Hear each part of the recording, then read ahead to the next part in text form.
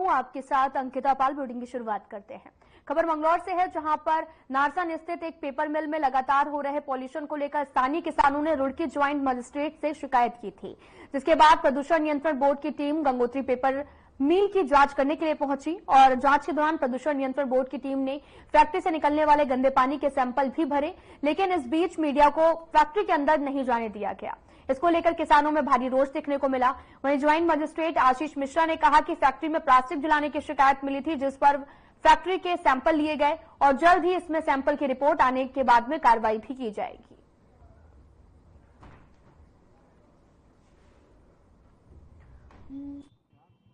सबसे पहले फैक्ट्री है झेवड़ा टू उर्गुल नासन मार्ग पर नासन कला के पास में, और ये 2011 में गंगोत्री पेपर मिल लगा था।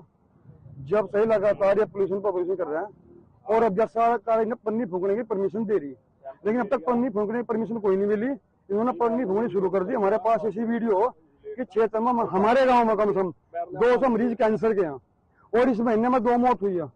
दोनों की मौत कैंसर से हुई है, और कम से कम 50 ऐसे मरीज होंगे जिनकी दवा चल रही। और जी वो बहुत टाइम से यहाँ पर पोल्यूशन चल रहा है इसका, और कई बार मतलब मुख्यमंत्री ने भी कई बार वो दी है एप्लीकेशन इसकी, और जी क्या डीएम से भी इसकी वो बनी थी, टीम गठित हुई थी, और उसमें भी कोई कार्रवाई अब तक नहीं दिख रही। और जो पोल्यूशन विभाग के अधिकारी आए, इन्होंने हमारे 2 आदमी जबरदस्ती अंदर गए। कुछ पेपर मिल्स में शिकायतें आई थी कि उनके द्वारा पॉलीथीन का प्रयोग किया जा रहा है। तो मुझे जो सूचना मिली थी, उसके आधार पर मैंने संबंधित पोल्यूशन विभाग के जो अधिकारी हैं उनको मैंने निर्देशित किया था, और देहरादून से एक टीम आई थी, उन्होंने सैंपलिंग किया था। तो कुछ मिलों में जो है थोड़े बहुत जो है पॉलीथीन पाए गए थे, और सैंपलिंग लेके जो है अभी जांच के लिए लैब रिपोर्ट अभी अपेक्षित है। लैब रिपोर्ट जैसे ही प्राप्त होती है तो उनके विरुद्ध जो भी कार्रवाई है वो की जाएगी।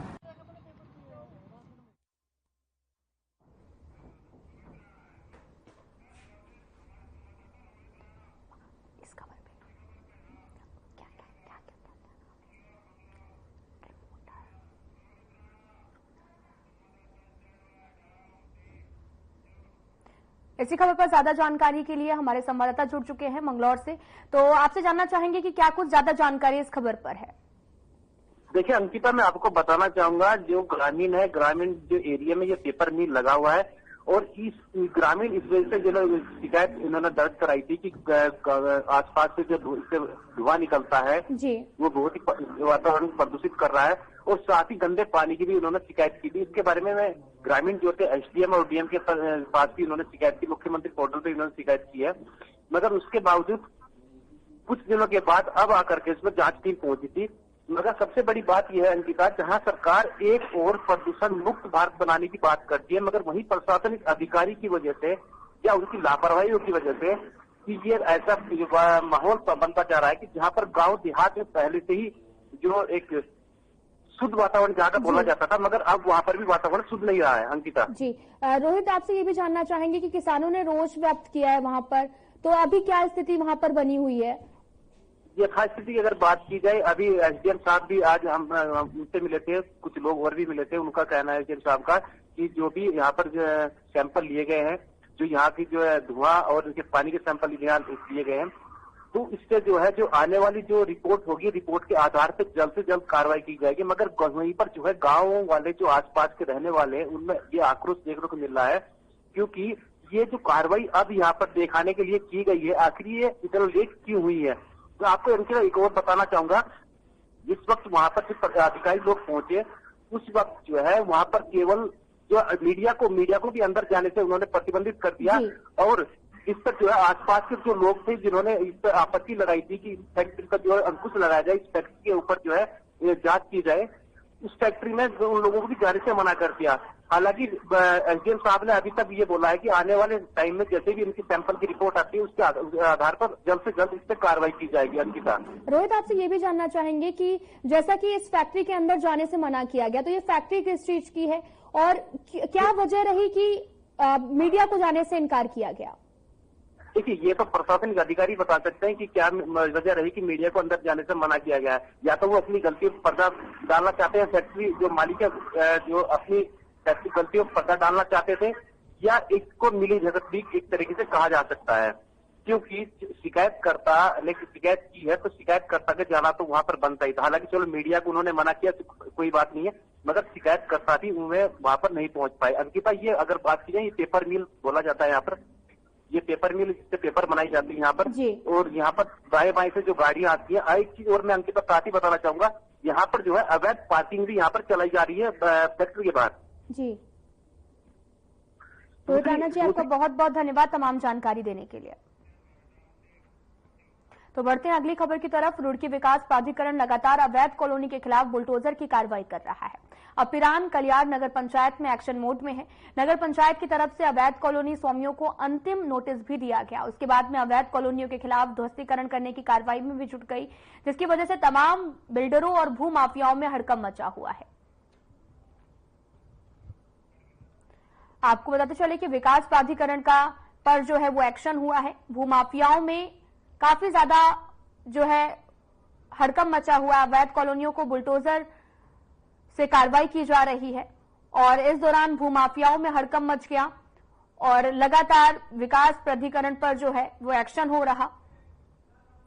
ये पूरा मामला रुड़की से है, जहां पर भूमाफिया लगातार अवैध कॉलोनियों पर कब्जा कर रहे थे, जहां पर अब बुलडोजर भी चला है। भूमाफियाओं की अब खैर नहीं।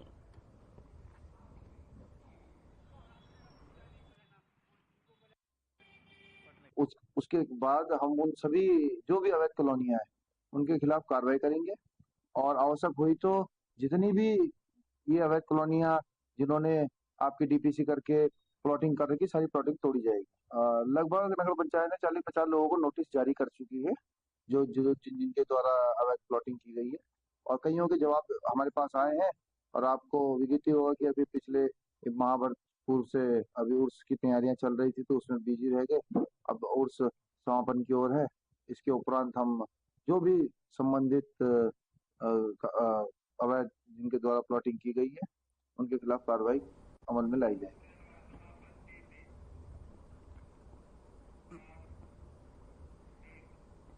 नारसन विकासखंड के सभागार में प्रांतीय रक्षक दल युवा कल्याण विभाग द्वारा आयोजित 14 दिवसीय प्रशिक्षण का समापन हुआ है। इस मौके पर ब्लॉक प्रमुख प्रतिनिधि कविंद्र चौधरी सहित कई अधिकारी मौजूद रहे। प्रशिक्षण के दौरान युवाओं को दौड़ने के तरीके के साथ ही आर्मी और पुलिस की भर्ती के लिए काम आने वाले स्टेप्स और टिप्स भी सिखाए गए। क्षेत्रीय युवा कल्याण अधिकारी संदीप खंगरियाल और साथ ही ब्लॉक प्रमुख प्रतिनिधि कविंद्र चौधरी ने बताया कि इस प्रशिक्षण का लाभ आने वाले समय में भी युवाओं को मिलेगा।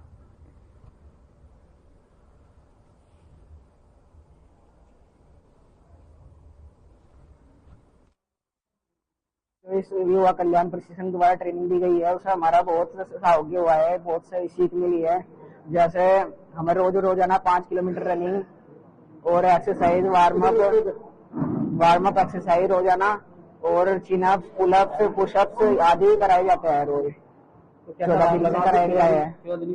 रोज बॉल फेंकी और वॉलीबॉल खेलना, खो खो आदि ऐसे खेल खिलाए जाते हैं जिनसे हमें कल्याण एवं प्रांतीय रक्षक दल विभाग द्वारा एक योजना चलाई जा रही है भर्ती पूर्व सैनिक प्रशिक्षण, जिसका उद्देश्य यहाँ के लोगों को, यहाँ के मुख्यतः युवाओं को, जो बच्चे जिन जो आर्थिक रूप से कमजोर हैं उनको शारीरिक दृष्टि से क्योंकि वो स्ट्रांग रहते हैं तो उनको एक सही दिशा दिखाने के लिए सरकार द्वारा, विभाग द्वारा ये कार्यक्रम चलाया जा रहा है। सच बात यह है, इससे पूर्ववर्ती जो भी सरकार रही है, इस देश के आदरणीय प्रधानमंत्री नरेंद्र मोदी जी की जब से आए हैं तो युवाओं को लेकर, उनके भविष्य को लेकर हर समय चिंतित दिखाई देते हैं और वो चीज हमें धरातल पर भी देखने को मिलती है। उसी कड़ी में इस देश के मुखिया आदरणीय श्री पुष्कर धामी द्वारा जो योजनाएं केंद्र से संचालित होती हैं और कुछ योजनाएं जो राज्य से संचालित होती हैं, उन्हें धरातल पर उतार कर आम जन तक जिसका उसे लाभ होना चाहिए उस तक पहुंचाने का काम आदरणीय पुष्कर सिंह धामी द्वारा किया जा रहा है।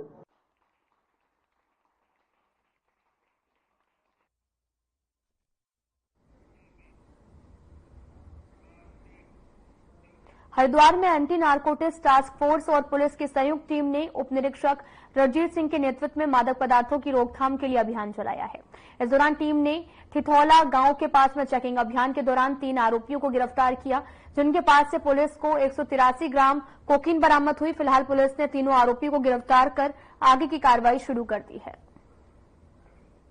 आपको बताते चले कि पूरा मामला हरिद्वार से है, जहां पर मादक पदार्थों की रोकथाम के लिए 3 आरोपियों को भी अभी गिरफ्तार किया गया इस पूरे मामले पर, और लगातार अभियान भी चलाया जा रहा है। तो वहीं एंटी नारकोटिक टास्क फोर्स का ये बड़ा एक्शन देखने को मिला, जहां पर आपको ये बताते चले कि पूरा मामला हरिद्वार से है, जहां पर मादक पदार्थों की रोकथाम को लेकर कई तरह के अभियान चलाए गए, जिस दौरान 3 आरोपियों को गिरफ्तार भी किया गया है। पूरा मामला हरिद्वार से है।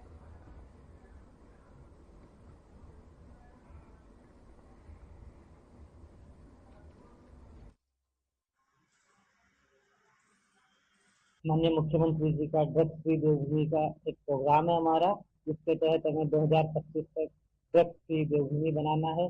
और हमारे एसएसपी महोदय हैं हरिद्वार के, तो एसएसपी महोदय के कुशल नेतृत्व में हमारी एएनटीएफ की टीम है, हमारे ऑपरेशंस की टीम है, तो वो काफी अच्छा काम कर रही है। और इसी के ही तहत अभी हमने लगभग 180 ग्राम कोकेन पकड़ी है, जिसकी मार्केट में कीमत लगभग 1 करोड़ 30 लाख रुपए है, और काफी अच्छा काम कर रही है टीम।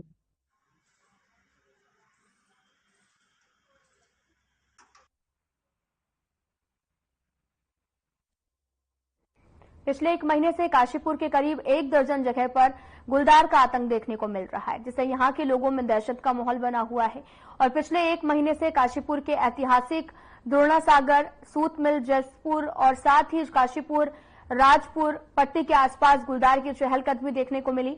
जसपुर रोड स्थित एक टाइल फैक्ट्री में 9 फीट की दीवार फांदकर गुलदार फैक्ट्री के अंदर प्रवेश कर गया है, जिसको लेकर फैक्ट्री स्वामी मोहम्मद जकी ने बताया कि गुलदार फैक्ट्री के अंदर करीब 1.5 घंटा चहलकदमी करता रहा, जिसके बाद वो बस्ती की ओर चला गया है। वन विभाग की टीम ने काबू पाया है और 9 फीट की दीवार फांदकर फैक्ट्री में घुसा वन विभाग की टीम काबू में जुट गई है। दरअसल ये पूरा मामला काशीपुर से है, जहां पर गुलदार के आतंक से लोग काफी ज्यादा परेशान नजर आ रहे हैं। तो वहीं आपको बताते चलें कि लगातार धरपकड़ अभियान भी जारी है और वहीं 9 फीट की दीवार फांदकर फैक्ट्री के अंदर गुलदार घुस गया।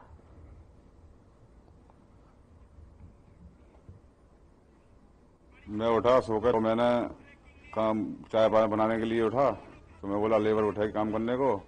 फिर मैंने देखा जाता हुआ, फिर सारे बंदे उठाए मैंने, फिर वो देख के दीवार उलांग के भाग गया था। और फिर कितने थे वो, मतलब कितनी देर रहा आपकी फैक्ट्री में?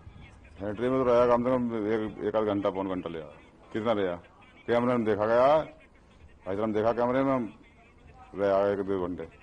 किसी पर हमला वगैरह? हमला किया, दीवार उलांग कर चला गया। शहर के अलग अलग कोनों में देखा गया है, जैसे कि कौशाम्बी कॉलोनी में 9 गजा कब्रिस्तान की तरफ हो गया, टीले की तरफ हो गया। अब वो तो एक दूर में था, यहाँ अब पूरी आबादी का क्षेत्र है।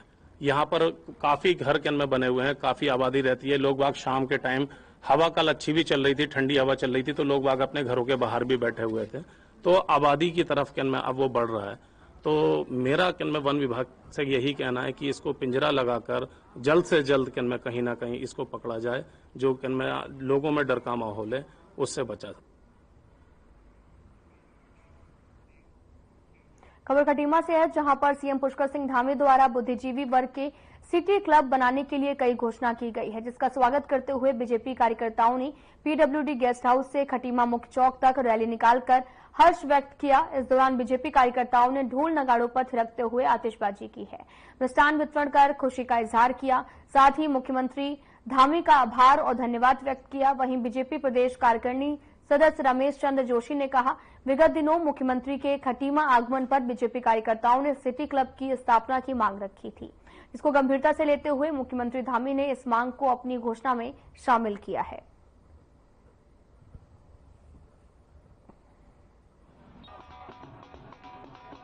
समस्त भारतीय जनता पार्टी के कार्यकर्ता हमारे मार्गदर्शक पंडित दीनदयाल उपाध्याय की जयंती के शुभ अवसर पर उनको माल्यार्पण करने और पार्क की सफाई करने के लिए हम सब लोग यहाँ पे आए हैं। और इससे पूर्व में हम लोगों ने सभी भारतीय जनता पार्टी कार्यकर्ता जो खटीमा में सिटी क्लब की एक सौगात माननीय मुख्यमंत्री जी द्वारा दी गई है, उसके उपलक्ष्य में चौराहे पे आतिशबाजी और मिष्ठान वितरण का कार्यक्रम किया और माननीय मुख्यमंत्री पुष्कर सिंह धामी जी को धन्यवाद दिया कि उन्होंने इस खटीमा के विकास में एक मील का पत्थर और दिया है।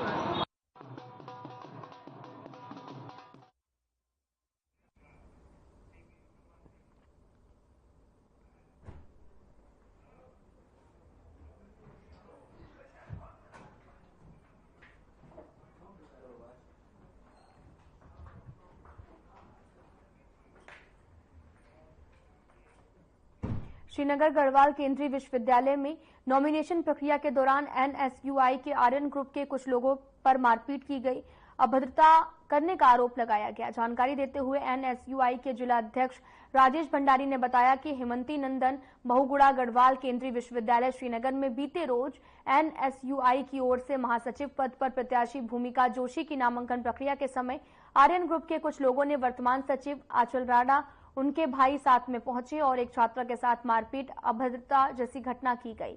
मामले में जब एनएसयूआई की ओर से थाना कोतवाली श्रीनगर में रिपोर्ट दर्ज करवानी चाहिए तो उनकी तहरीर नहीं लिखी गई है।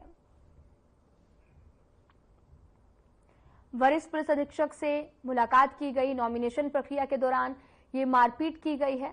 तस्वीरें भी आपको दिखा रहे हैं जो कि गढ़वाल से हैं, जहां पर नॉमिनेशन प्रक्रिया के दौरान जमकर मारपीट हुई। एनएसयूआई ने अभद्रता करने का आरोप लगाया है और वहीं वरिष्ठ पुलिस अधीक्षक से मुलाकात कर शिकायत भी दर्ज कराई है।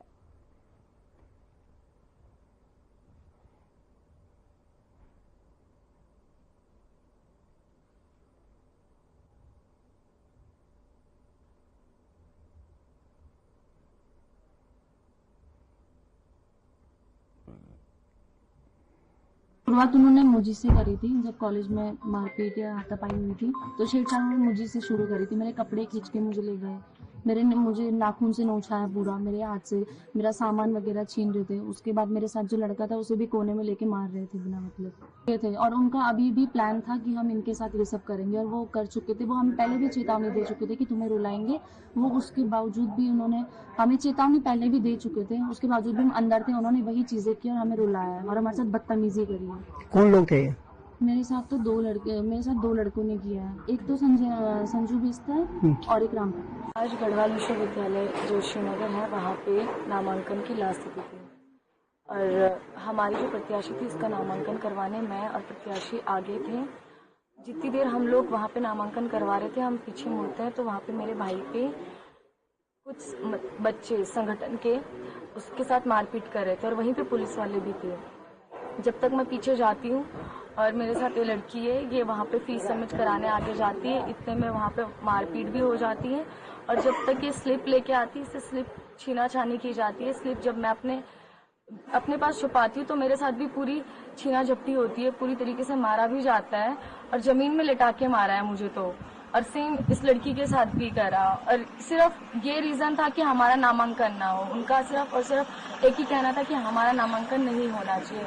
मैं पिछले 2 साल से ये देख रहा हूँ कि महिलाओं में अत्याचार की संख्या जो है वो बढ़ती जा रही है और ऐसे में हमारी सिटिंग जो हमारी पदाधिकारी हैं, छात्र संघ की महासचिव है, उनके साथ ऐसा प्रकरण होना ये बहुत दुख की बात है हमारे लिए। देखिए, मौका वारदात पे वहाँ पर जो पुलिस थी उन्होंने हमारे छात्र नेताओं के साथ मारपीट की, उनके साथ अभद्रता की है और जब हमारे छात्र नेता वहाँ पर जो अपनी एफआईआर प्रथम सूचना रिपोर्ट करवाने गए तो उनकी एफआईआर नहीं लिखी गई। इस वजह से मजबूरन हमें एसएसपी साहब को एक ज्ञापन यहाँ से सौंपना पड़ा और एफआईआर के लिए उन्हें बोलना पड़ा। नॉमिनेशन के समय श्रीनगर में कुछ जो स्टूडेंट्स हैं उनके बीच आपस में जो घटना हुई थी उसका वीडियो रिकॉर्डिंग भी हमारे पास है, उसका हम लोगों ने संज्ञान लिया है। दोनों पक्षों ने उसमें कंप्लेंट दर्ज करवाई है जिसमें हम लोगों ने मुकदमे पंजीकृत किए हैं और जो भी उसमें फैक्ट्स होंगे, जो भी उसमें चीजें आएंगी उसी के अनुसार अग्रिम कार्रवाई हम लोग करेंगे। कि जो भी नॉमिनेशन सेंटर की जो प्रक्रिया होती है, जो उसका अंदर की जो प्रक्रिया होती है वो यूनिवर्सिटी का मैंडेट होता है और यूनिवर्सिटी ने जो भी सिक्योरिटी इंतजाम उनको करवाने होते हैं वो उनके द्वारा करवाए जाने चाहिए थे। अगर इसमें कोई कमी है तो हम यूनिवर्सिटी का भी इसमें क्या उनका रोल है वो हम लोग चेक करेंगे।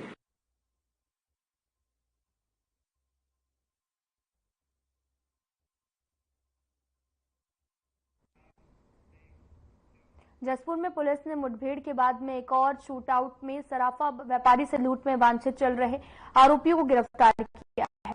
कुंडा थाना क्षेत्र के की आरोपी के साथ मुठभेड़ हुई, जिसमें आरोपी के पैर में पुलिस ने गोली मारी, जिसे घटना के बाद में आपको बताते चले कि एलडी भट्ट अस्पताल लाया गया, जहां पर उसे हायर सेंटर रुद्रपुर रेफर कर दिया गया। मामले को लेकर मीडिया से बात करते हुए एसएसपी उधम सिंह नगर ने बताया कि पुलिस की पूछताछ में आरोपी ने खुलासा किया कि उसके ऊपर हत्या के प्रयास, लूट, डकैती, चोरी, किडनैपिंग के अनेक मुकदमे दर्ज हैं।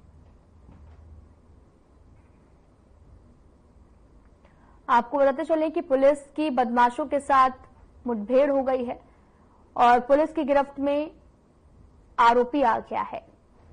आपको बताते चले कि पुलिस और बदमाशों के बीच भीषण मुठभेड़ हो गई। इस दौरान पुलिस ने एक आरोपी को गिरफ्तार किया है और सराफा व्यापारी से लूट का ये पूरा मामला जो है वो सामने आया था।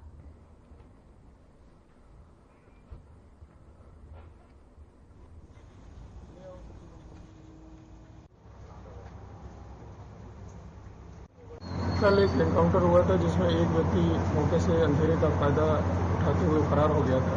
उस अभियुक्त की आज सूचना थी कि वो अपने एक दोस्त के साथ कहीं जा रहा है। सूचना के आधार पर पुलिस ने पहले से ही फील्डिंग लगा रखी थी।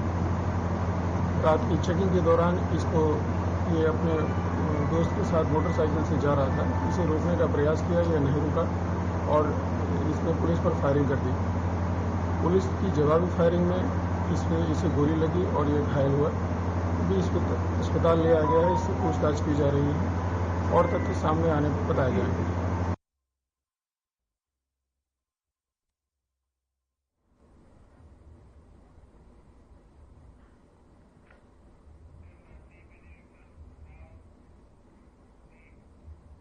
कोटद्वार में जिलाधिकारी डॉक्टर आशीष चौहान ने लैंसडाउन तहसील का निरीक्षण किया। इस दौरान उन्होंने उप जिलाधिकारी कोर्ट और तहसीलदार कोर्ट कक्ष और संग्रह अनुभाग सूचना का अधिकार, सीएम हेल्पलाइन, सीएम सहायता पंजिक सहित कई पंजिकाओं का अवलोकन किया। इसके साथ ही जिलाधिकारी ने संबंधित कर्मियों को दस्तावेज के रखरखाव को व्यवस्थित रूप से रखने के निर्देश दिए।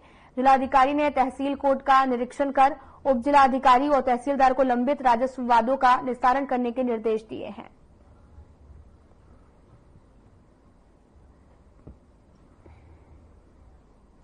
के निरीक्षण को ऑनरेबल कमिश्नर सर ने हम सभी लोगों को डायरेक्शंस दिए हैं, तो उसमें और ये हमारी उसका पार्ट भी है। तो उसी क्रम में तहसील लैंसडाउन का निरीक्षण था और इसमें मेनली जो कोर्ट से रिलेटेड कुछ कमियां पाई गई थी, कुछ और पटल पे भी रिकॉर्ड कीपिंग को लेकर के जो इश्यूज सामने आए थे, तो उस संबंध में निर्देशित किया गया संबंधित पटल सहायकों या मिनिस्ट्रियल स्टाफ को कि वो बेहतर तरीके से रिकॉर्ड कीपिंग भी करें और जो कमियां उनको शीघ्रातिशीघ्र दूर करें।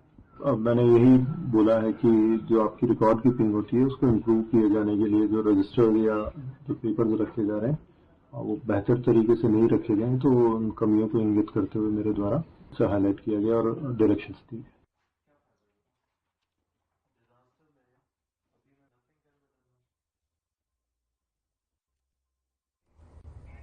फिलहाल इस वीडियो में इतना ही। नमस्कार।